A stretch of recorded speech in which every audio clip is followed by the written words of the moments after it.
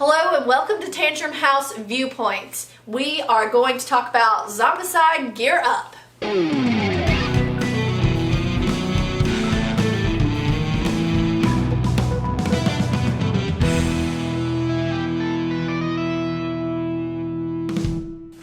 Thanks for joining us at Tantrum House Studio 3. I'm Will. I'm Katie. I'm Hannah. I'm Melissa. And I'm Kevin. Like we said, we're doing a Viewpoints video. Our thoughts on the new Zombicide Gear Up from CMON.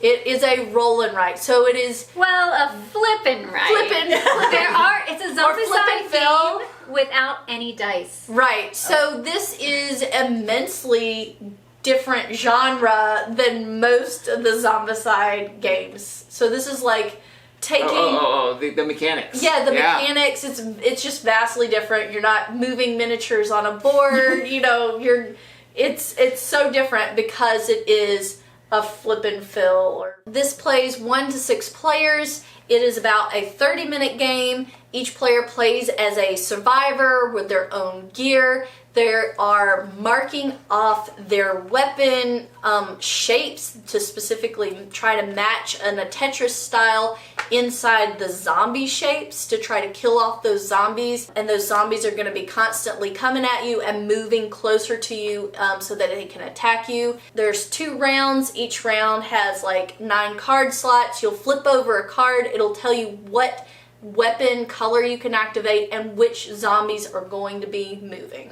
In the second round, you lay out 9 more cards, but this one you are fighting the boss. There may be other zombies that come out as well, but really your focus is going to be on the boss and trying to eliminate him as a group.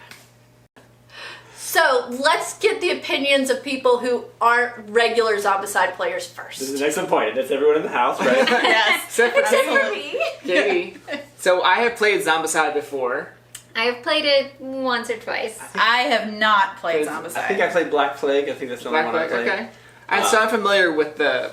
Monsters coming in, working together as a team, trying to pick up weapons, trying to survive. A lot of the same feels in this one. Yeah, I did actually I like the intensity of them getting closer each wave and being up in your face, and you're like trying to strategize, like which one do I kill first? How do I know which one's coming at me next? And I especially like the fact that everybody felt that simultaneously. Right, it's like personal in this one, right? Because you're like, these are my zombies. Where in the Zombicide games, you could like run away. Yeah, they're like, oh, you go get those ones. Oh, I gotta get that. Yeah, I have to say, I played with some selfish players before. They were like, all right, you just kick that door in. There's a bunch of zombies in there. I'm gonna shut this door and move. Good luck to you. In this one, you can do a little bit of helping to your other players. However, I didn't really feel like that was super effective. Like I needed to get rid of the zombies in front of me. I felt like more often being selfish again. Then I wanted to like shoot you, even though I did get a bonus for doing it. I felt like I really wanted to I was like focused. I was like tunnel vision on the zombies coming to my face. I would like to hear a little bit of Katie, because mentioning the weapons themselves. In a regular Zombicide game, you start small and go big. Right. But that's a little different in this game. Yeah, so in regular Zombicide, you do start with like a low-grade weapon, and then you hope to find better ones. In this one, you start out with 4 weapons, and they're all, with the exception of your one like main weapon, they're all not upgraded. And so in this one, instead of finding better weapons, as you kill zombies, you were able to upgrade your weapons into better weapons. Maybe a little more strategic, right? Because like I'm just going to try and kill this one zombie to upgrade my weapons, whereas in regular Zombicide it could be more random. Like it's very random. You'll search a room and you don't know that you'll find a weapon there at all. And some of the weapons are pretty powerful to start off with. Yeah, so we each had a different character. They have different weapons with different shapes that we're filling in. I did feel sometimes, because it's that flip and right, where I'm hoping, oh, I need the red weapon next, I need the green weapon, and a different one flips, and then you're going, no, I can't fit that shape on, or I wanted to use the other shape, so it definitely had that. You do have the advantage, though, of knowing which zombies are going to activate, so you can try to choose, like, well, although I have to use my red weapon, at least I can put it in this one that's about to come in and attack me. Yeah, So- I got really stuck on my shapes on Ethan, and if it wasn't for the fact that my neighbors, who were not selfish, Oh, good job for them. and That helped was. me Good out, job, I Melissa. would have been really stuck, and I probably would have lost the game for us by dying faster. Yeah, but only certain weapons actually have the range, so then Yeah. you do have to wait for that weapon Color to to flip. pop up. And Because you're I think we hoping. had one, maybe two, that could actually help Yeah. on a neighbor's. And it was dependent on what weapons you have and what upgrades you already had available. That's true, because on your player sheet you have the 4 different weapons that are available to you depending on what activates, but then also every player sort of has their special powers that could be upgrading those weapons. Yeah. Then at the bottom of their player sheet you can sort of store bullets and shields, which I find interesting, so Yeah. you can sort of use them throughout the game, and then you have your health track at the Use bottom them of very your strategically. I Yeah. did like that. Maybe I'm just bad at it, but I didn't feel like there was quite as much of the chaining that you get in a lot of roll and write games. Like I really love being able to like do this one, that unlocks this one, that moves me to this one, that gets me to this one. And You this one didn't it do was the like, right abilities then. Well, I or you really feel didn't like use there them were- correctly. You might And have it was not. really like I can use one bullet, or I kill the zombie and upgrade it, but I want to be able to like fire off my chainsaw and my sniper rifle on the same turn, or something like that. I don't know. Okay. I did Okay. enjoy the Yeah, experience, it- but I yeah, you didn't went feel two like there was games. as much Yeah. chaining. Right, it reminded me a little bit more of Silver and Gold, where you're filling in a certain card, and if you cover a palm tree or if you cover a coin, you get something. Right. But in that game, you're not doing a bunch of chaining, No, there's not a lot of chaining, either. yeah. So. Yeah. I agree. I was able to chain a few things because there are some abilities that say if you hit this thing, you then get this thing, and then I was able to use that thing to then get something else. That's so cool. I was able to chain, and that You got might some have just cooler been than mine. Skylar, and that might have just been the types of weapons she had available in her upgrades. So not only do the weapons have different shapes, but the zombies themselves are all different shapes. Some of them are smaller, some of them are larger, some of them are going to go faster, like the runners, like Will was Every saying. time. And then you have the bigger ones, and then once you get past round 1, round 2 comes, and then the big boss comes, and there's like 3 or 4 different big bosses in I the... think there's more like 5 or I have 6. I have the rules right here. I think there's like 6 So, of them. This is 1, the one 2, we 3, played with. 4, 5. There's 6 in the base game that we have. This is the Super Abomination, which is the recommended one to play with on your first try. Yeah. He doesn't have many special abilities, but a lot of the other ones are much harder. They have special We did crush abilities. him. Yeah, so Yeah. Super Abomination crushes shields, so gets rid of shields. You got a zombie pyramid, dead sock, screamer, the mutation. You got some Yeah. bad stuff. There are some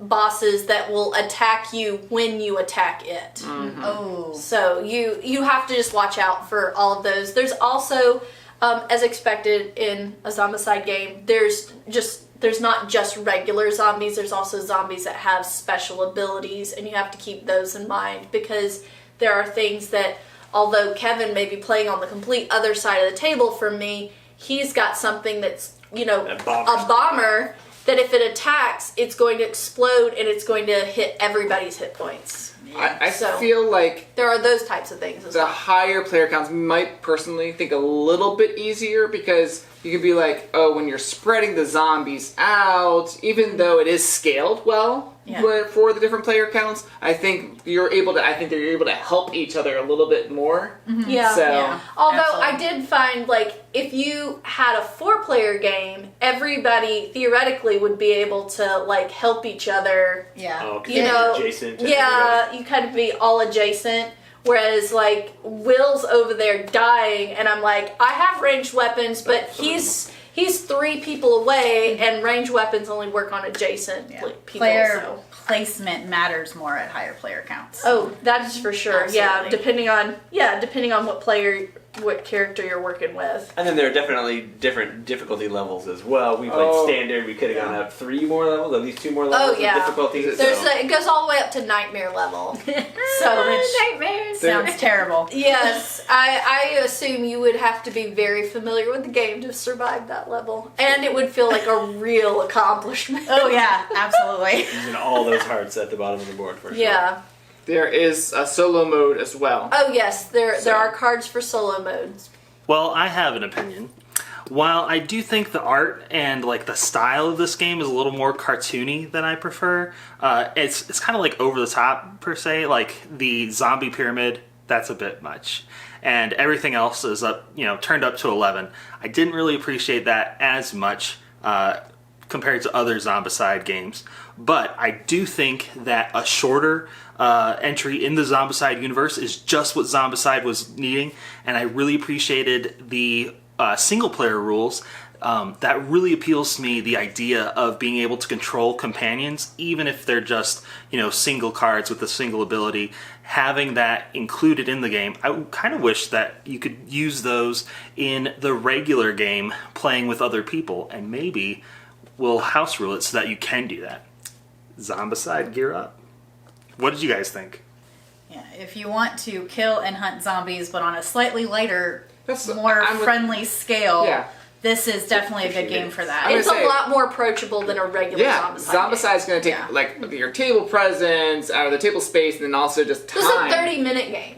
Right. 30 minutes 30 compared minutes. to I'd an recommend hour it if you want to play more. that Zombicide feel, but you don't want to pull the whole Zombicide game out. That's my opinion. Yeah. I would say there's like a whole several pages in the back of the book explaining the weapons and all of that. So it's not one that I would bring out like with my parents.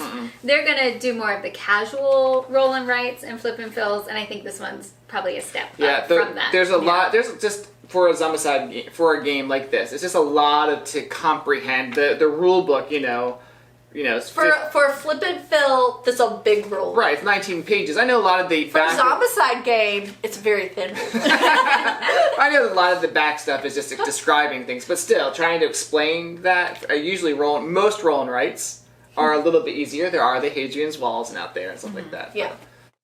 So let us know what questions you have about Zombicide Runner. Gear up. Gear up. Gear up. No, I was stuck on those runners. And then also, if you have any thoughts on other games that we should check out on our Viewpoints video, we'd love to be able to play those and share all of our opinions. And thanks so much for tuning in. Subscribe and like and follow along to the videos that we have here at Tantrum House.